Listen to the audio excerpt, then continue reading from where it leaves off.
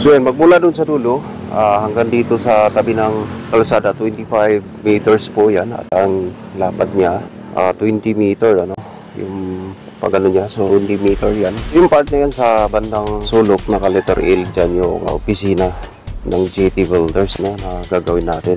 Okay, so dito tayo gagawa niya ng gate sa part na ito.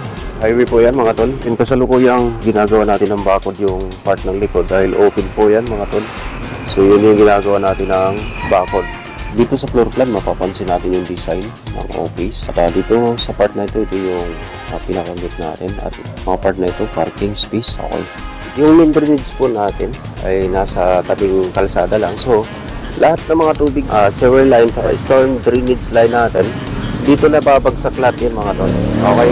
Nandito na lahat yung mga gagamitin natin na materyales. C-par lines at saka yung GA pipe. At yung tubular, ano, yun ang gagamitin natin ng mga framing. So gagamit tayo ng 10mm rebars para sa bakod po natin. Okay. So lahat ng mga materialis natin mga tol, doon lang galing yan sa kabila. Dahil yun yung GT hardware sa part ng kabilang bakod. So yun, kasalukuyan natin yung itong part na to para sa bakod natin. Para sa pundasyon ng bakod natin. So yun, may asintado na tayo sa part na yan. Papunta doon yan. Sasarado natin itong part na to. Ang buhos nila, yan yung lupa mo. Mga saisinta lang yan mula sa para mabuhusan natin yung part. Huwag na. Kasi pantayan lang yung ibabaw ng buhos. Ibabaw ng buhos nyo. O hanggang doon lang pantay niya. Lupa.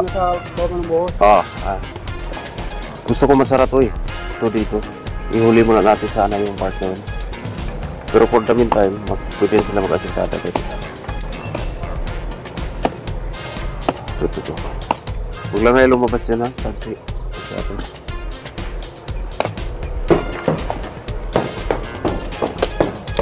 Yan, para yung block tuwid din. Madaling purman kasi pagka maganda yung pagka tuwid din. Block. Yan, pasok pala G's dyan. Para yan. G's. 15 kapal ng blocks. Yun yung allowance natin sa plastering. Yan, yung natitira.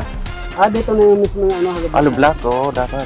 Dapat yung HCM na yan, nandun yung hollow blocks. Wala sa labas. Nakakain natin yung property nila. Yan yung ano mo. Hollow block. Lipat mo yung tansin dito sa loob.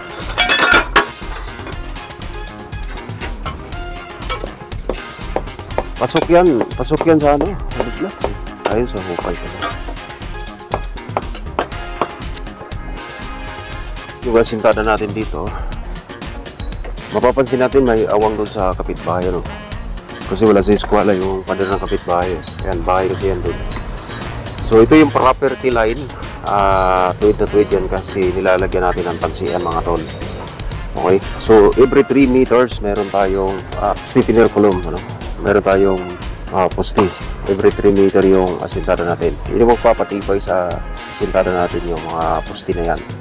Okay, so aangat tayo dyan ng mga 3 meters mula sa finish flooring natin sa office.